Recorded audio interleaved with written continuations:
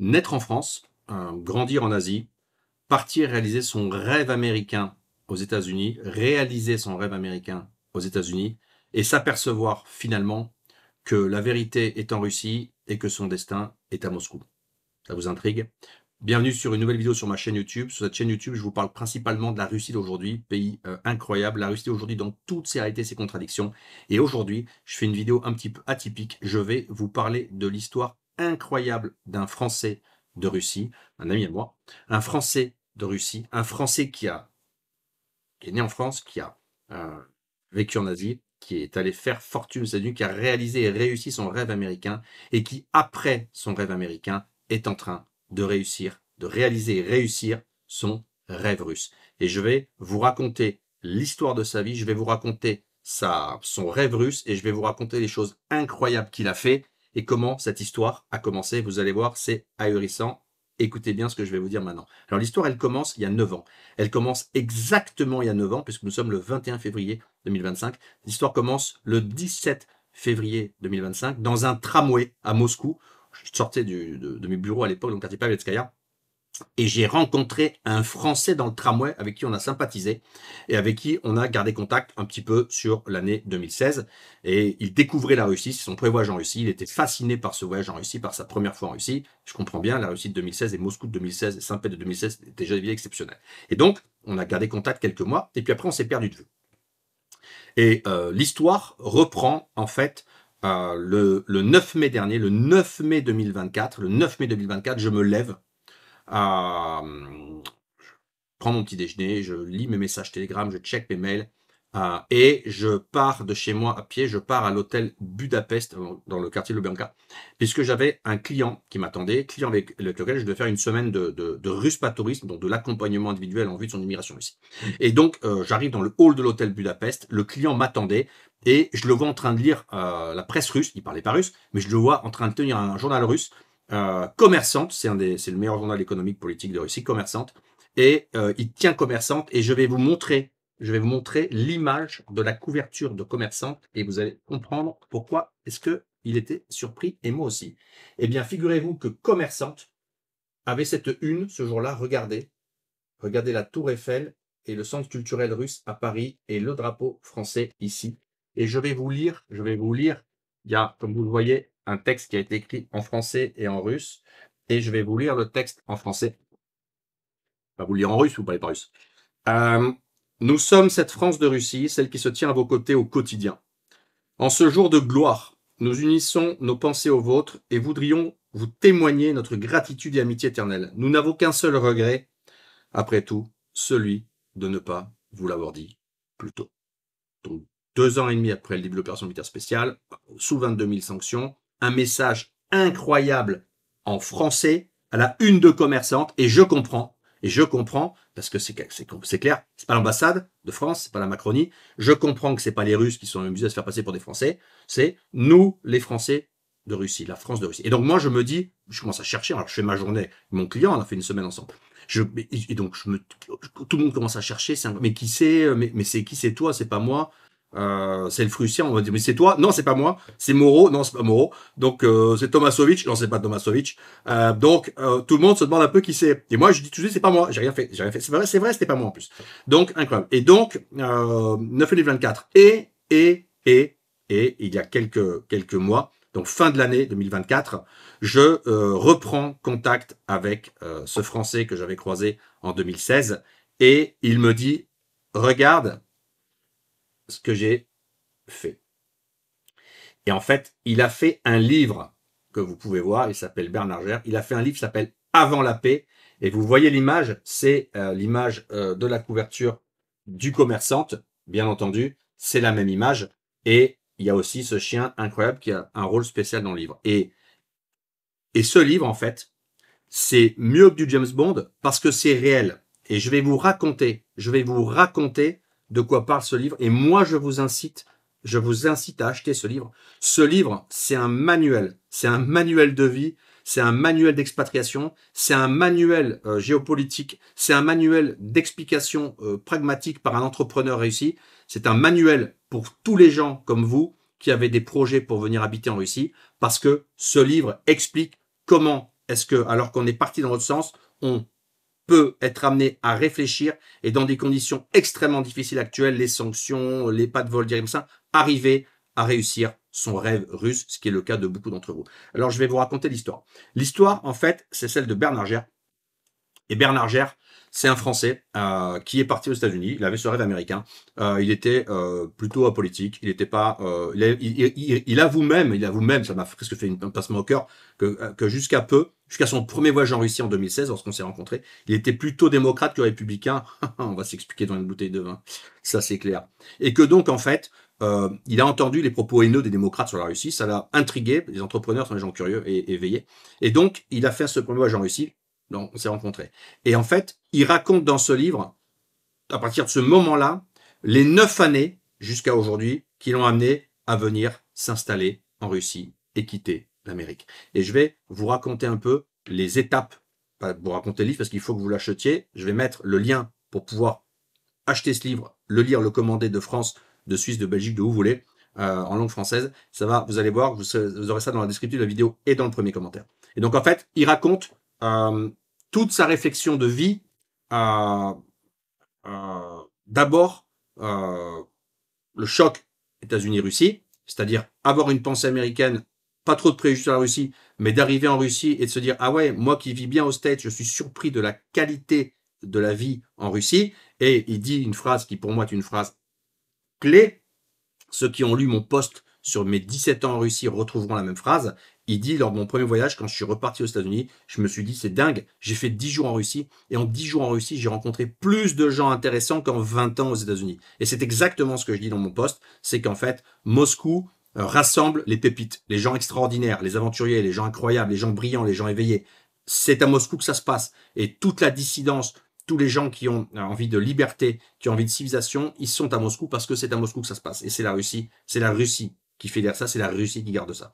Donc en fait, il raconte ça. Il raconte ce premier voyage incroyable où il découvre Moscou et Saint-Pète, son retour aux States, la vie aux États-Unis, et puis il observe autour de lui, en fait, durant toutes les années qui vont suivre, il observe autour de lui l'espèce de radicalisation de la pensée au sein des Occidentaux, de ses amis, des gens qui fréquentent, des Français des États-Unis, voilà, des gens avec qui il est. La bêtise qui s'installe en fait sur l'image de la Russie et sur les préjugés sur la Russie. Et ce qui est intéressant, c'est que donc il va faire des allers-retours réguliers en Russie, et en faisant ces allers-retours, il va aussi s'intéresser au monde autour de la Russie. Donc, particulièrement, il va s'intéresser aux pays baltes. Pays baltes qu'il apprécie beaucoup. Moi, je suis pareil que lui. Je trouve que dans un sens, c'est une zone incroyable. Mais il va découvrir, grâce aux pays baltes, et ça, c'est vraiment l'élément géopolitique clé pour moi de ce livre, il va découvrir qu'en fait, il y a une politique discriminatoire à l'égard des citoyens russes dans les pays baltes. Dans ces magnifiques démocraties de l'Union européenne, il y a une discrimination totale à l'égard des citoyens russes. Et donc, en fait, au début, il va dans les pays baltes, il visite, il s'installe, il achète de l'immobilier, il fait des affaires et tout, et il comprend qu'il y a deux mondes, en fait. Qu'il y a le monde russe des pays baltes qui sont les Russes, avec qui ça match, et il voit le comportement des Baltes, des policiers de l'État balte à l'égard des Russes, et ça le débecte en fait, ça l'énerve, c'est juste normal. Et ensuite, il comprend qu'en fait, les pays baltes, heureusement sont petits, mais sont des États faiseurs de guerre comme l'Ukraine. C'est-à-dire ces États qui sont complètement pris en main par l'OTAN, qu'il y a des affiches partout, rejoignons l'OTAN, engagez-vous.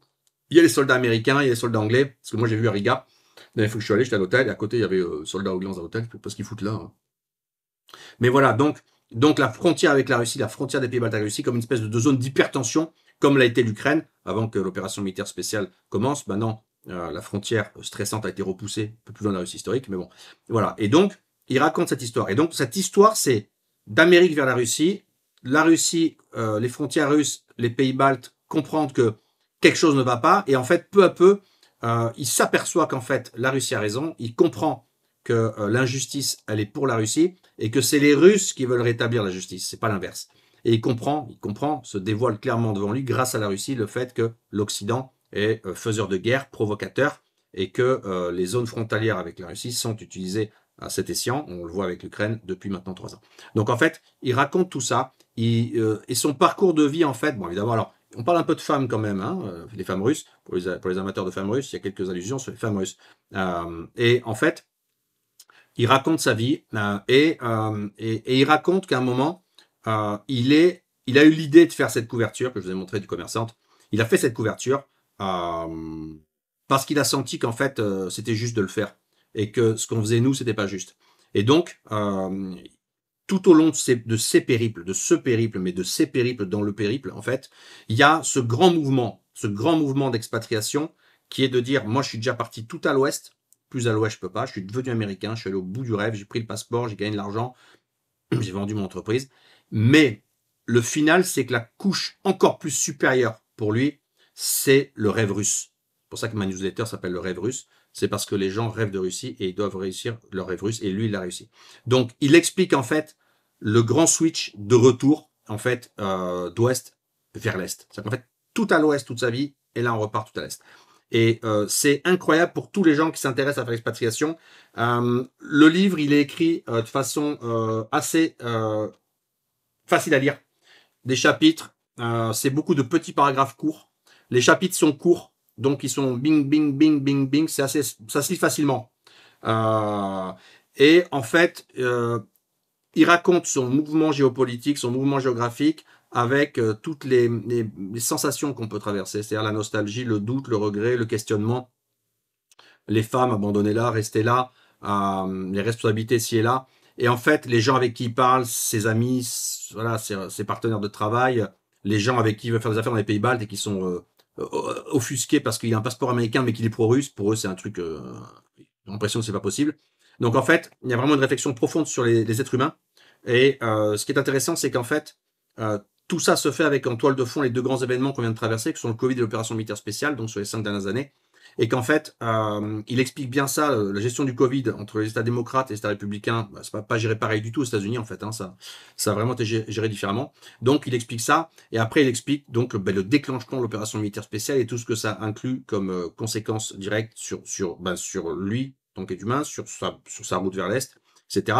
Donc il y a des passages absolument phénoménaux, hein, où il fait de l'humour à son banquier français. Il y a un passage phénoménal, ça j'ai appris quelque chose là, Bernard m'a appris un truc, c'est le fait d'avoir réussi à faire traduire son passeport français ou américain et que la traduction cyrillique, elle a modifié structurellement le nom, ça arrive souvent, et que donc il a pu inventer l'existence d'un oncle à son banquier qui habiterait en Russie, expliquer l'existence d'un oncle en disant regarde c'est un autre prénom et c'est pas le nom de famille, et justifier des virements de fonds à la dernière minute de France vers la Russie pour pouvoir mettre du pognon, être tranquille en Russie et pas être emmerdé par les sanctions bancaires.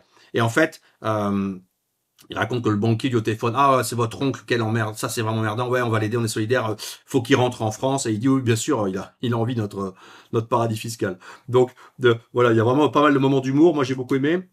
Et puis il y a toute l'histoire de finalement, lorsque cette une de commerçante sort, ça fait du bruit, hein. Ici, on en a beaucoup parlé, je peux vous dire que oui, ça a jonglé. Et donc, tout le monde a cherché qui c'est. Et donc, tout le monde a cherché qui c'est pour le punir, parce que c'est agressif, c'est en mode, la diplomatie française, on vous emmerde, nous, on pense pas comme vous. Donc, c'est uppercut dans la gueule. Et ça, forcément, ça passe très mal.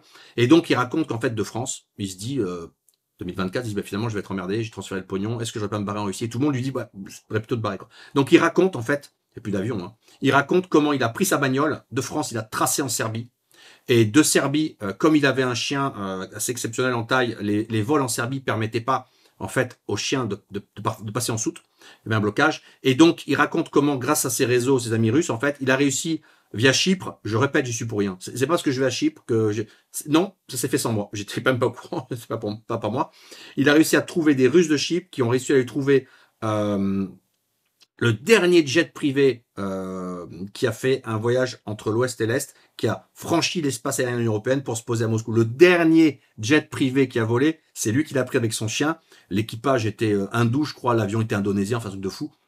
Et en fait, il raconte comment ça s'est passé, qu'il y avait un couloir aérien hyper strict, il fallait flirter avec la frontière ukrainienne, la contourner, survoler la Biélorussie, mais sur un corridor fixe. Donc c'était hyper tendu en fait. Et il raconte ça, donc Belgrade déjà, la Serbie, vous imaginez la Serbie, quoi. C'est partir en Russie par la Serbie. Et moi, c'est ce que j'ai fait. Moi, j'ai commencé à aller en Serbie, et c'est de Serbie que la Russie est apparue à mes yeux comme l'endroit où je devais aller. C'est qu'en fait, pour aller en Russie, ça commence par la Serbie. Donc en fait, il a fait lui aussi ce vol incroyable, et il a réussi à se poser en Russie et recommencer une nouvelle vie qu'il vit actuellement et qui est incroyable. Donc vraiment, Bouquin incroyable, Avant la paix de Bernard Gers. Avant la paix de Bernard Gers. Je vous incite à acheter ce bouquin.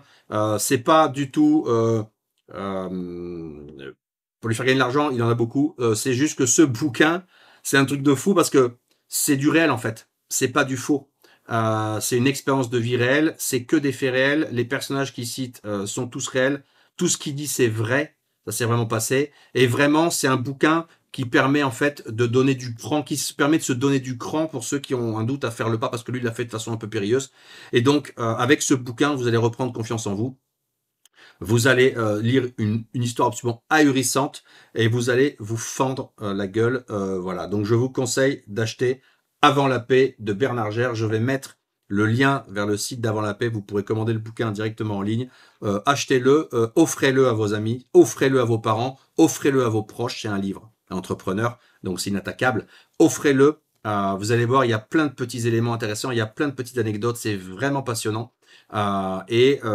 C'est une arme en fait de soft power, ce bouquin, tout simplement. Il est en français, il est aussi disponible en russe, mais vous pouvez le commander en français pour les vôtres. Voilà, c'était tout pour aujourd'hui. Je voulais vous parler de ce livre et de cette une. J'ai enfin fait le rapprochement entre cette une de commerçante qui me tournait la tête. Je me disais, mais d'où ça vient, qui c'est?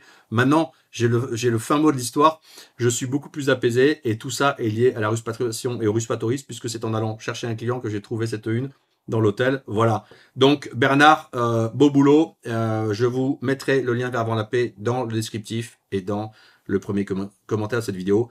Et moi, je vous dis à très bientôt pour une nouvelle vidéo sur la chaîne du Fructien.